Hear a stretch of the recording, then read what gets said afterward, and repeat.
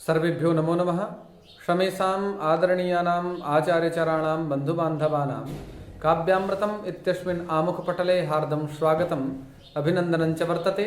अद्य वयं महाकविभर्तृहरिप्रणीतस्य नीतिशतकमित्यस्य ग्रन्थविशिष्टस्य विषये चर्चामः। आज हम लोग महाकविभर्तृहरिप्रणीत नीतिशतकम के 60वें श्लोक के बारे में चर्चा करेंगे। प्रस्तुत इस श्लोक में महाकवि भर्तृहरि जी ने निरूपित करते हुए बताया है कि दुर्जनों और सज्जनों की जो मित्रता होती है वो प्रायः छाया की भांति होती है। तो आइए इसका अध्ययन हम ग्रंथ की भाषा में करते हैं। आरंभ गुरुवी क्षयणी क्रमेण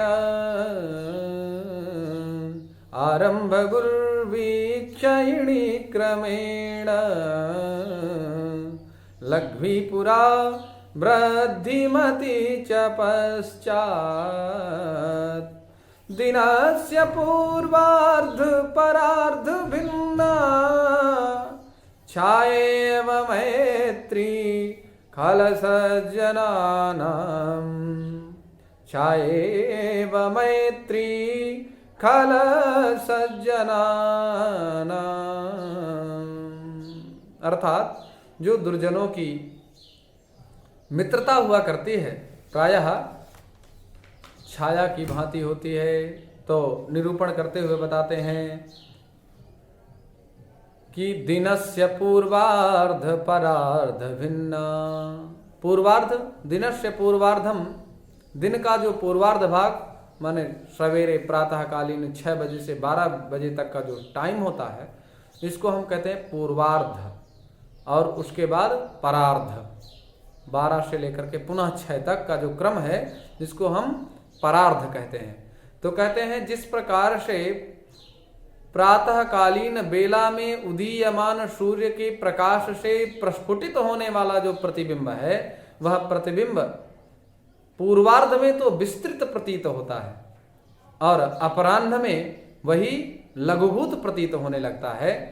तो कहते हैं आरंभ गुर्वी, माने जो पहले दुर्जनों की मित्रता का निरूपण करते हुए भर्तृहरि जी कहते हैं कि आरंभ गुर्वी क्षयिणी क्रमेण।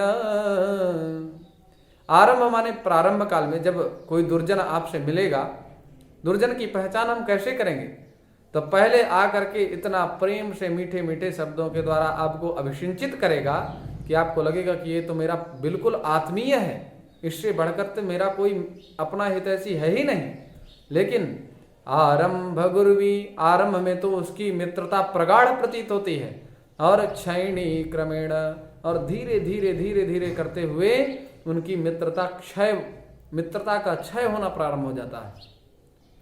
और जैसे आप भगवान सूर्य के प्रकाश को देखते हैं, जब उदीयमान सूर्य प्रस्फुटित होते हैं तो ऐसा प्रतीत होता है तीक्ष्ण किरणों के द्वारा हम लोगों को अभिषिंचित करते हैं। लेकिन धीरे धीरे जब टाइम होता जाता है, अस्ताचल की ओर जाने का जो क्रम होता है उस क्रम में जब भगवान सूर्य अभिक्रमित होते रहते हैं तो निश्चित रूप से उस प्रकाश की किरणों का, सूर्य के प्रकाश का जो प्राबल्य है वो थोड़ी न्यून हो जाता है। तो उसी प्रकार से जो दुर्जन हुआ करते हैं, तो दुर्जन लोग क्या करते हैं, पहले तो मित्रता बहुत स्पष्ट और सुदृढ़ दिखाते हैं कि हम लोग एक दूसरे के आत्मीय हैं, लेकिन धीरे धीरे दुर्जनों की मित्रता का ह्रास होने लगता है। और वहीं पर सज्जनों की बात करें तो कहते हैं लघ्वी पुरा वृद्धिमती च पश्चात। पहले तो लघुभूत होती है, जो सज्जन हुआ करते हैं ऐसा प्रतीत होता है कि कभी ये हमें जानते ही नहीं है, इस प्रकार से व्यवहार करते हैं। लेकिन आंतरिक उनके हृदय में कितना प्रेम है, क्या उनके उद्गार हैं, इस बात को वही समझ सकता है। सोई जानई जही देहु जनाई, जानत तुम ही होई जाई। सज्जनों के व्यवहार को सज्जन ही समझ सकता है। विद्वत जनो ही जानाति विद्वत जन परिश्रम, इस भाव को हमारे गुरुजी प्रायः विषय उपस्थापन के पूर्व निरूपित किया करते थे। वो विचार पुनः मेरे मन को संतुष्ट करता रहता है। तो कहते हैं जो सज्जन हुआ करते हैं उनकी जो मित्रता होती है प्रायः पहले तो लघुभूत प्रतीत होती है, लेकिन धीरे धीरे धीरे धीरे वो अभिवर्धित होती रहती है। और जो दुर्जनों की मित्रता होती है वो पहले तो अत्यंत महत्ता प्रतिपादित करती है और इसके पश्चात लघुभूत होती होती धीरे धीरे धीरे धीरे उसका ह्रास हो जाता है। तो इसका एक दृष्टांत भगवान सूर्य के माध्यम से देते हैं कि जिस प्रकार से दिनस्य पूर्वार्ध परार्ध भिन्ना, जिस प्रकार से पूर्वार्ध और परार्ध जो प्रकाश है भगवान सूर्य का, भगवान सूर्य के प्रकाश से प्रकाशित होकर के प्रतिबिंब जिस प्रकार से पूर्वार्ध में लघुभूत और पूर्वार्ध में विशद रूप में और परार्ध में लघुभूत प्रतीत होता है, तो जितना इस प्रतिबिंब में प्रत्यावर्तन होता है उतना ही अंतर दुर्जनों और सज्जनों की मित्रता में होता है। इस भाव का निरूपण इस श्लोक में किया गया है। तो आइए कुछ क्लिष्ट पदों के बारे में चर्चा करते हैं। आरंभे गुर्वी अर्थात आरंभे आंग उपसर्ग पूर्वक रभ धातु से मुमागम होकर के यहाँ पर घई प्रत्यय होता है तो आरंभ यह पद निष्पन्न होता है। तो आरंभे गुर्वी, गुर्वी गुरोर भावः या गुरु इस प्रातिपदिक से स्त्री प्रत्यांतत्वात् गीप होगा तो गुर्वी यह पद निष्पन्न होता है।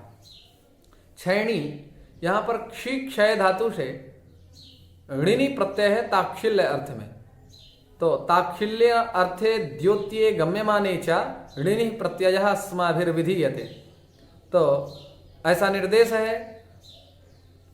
तो यहाँ पर ऋणी प्रत्यय का विधान किया गया है। क्रमेण क्रमुपाद विक्षेपे धातु से एच प्रत्यय करेंगे तो क्रमः बन जाएगा और तृतीय एक वचन में क्रमेण, जैसे रामेण बनाते हैं उसी प्रकार से क्रमेण। पुर अग्रगमने धातु से का प्रत्यय होगा और स्त्री प्रत्यांतत्वा टाप होगा तो पूरा यह पद निष्पन्न होगा। वृद्धिमती वृद्धि अस्य अस्तीति या फिर वृद्धि अस्मिन अस्तीति, इस अर्थ में मतु प्रत्यय का विधान होता है तो वृद्धिमत और उगिदांतत्वात् उगित होने के कारण उगितश्च इस प्रातिपदिक के उगितश्च इस सूत्र के द्वारा गीप प्रत्यय हो जाता है तो वृद्धिमती यह पद निष्पन्न होता है। दिनस्य षष्ठी एक वचन का रूप है, पूर्वस्य षष्ठी एक वचन का रूप है। परार्ध भिन्ना रिध वृद्धौ धातु से अच प्रत्यय कर देंगे, परा पूर्व में है तो परार्ध भिन्ना भिदिर विदारणे धातु से जब हम अक्ता प्रत्यय करते हैं तो भिन्न यह पद निष्पन्न होता है। और विशेषण विशेष्य भाव होने के कारण यहाँ पर भिन्ना यह मैत्री का विशेषण है, इसलिए यहाँ भिन्ना यह पद निर्देश किया गया है। छाएव छाया इव यहाँ पर गुण संधि का प्रयोग किया गया है। भैया गुण संधि अकार इकार अकार उकार के बीच में जहाँ पर आ ई के स्थान पे ए और आ उ के स्थान पे ओ हो जाए तो वहां पर गुण संधि होती है। तो यहाँ देखिए छाएव है, आ ई के स्थान पे ए हुआ है इसलिए गुण संधि है।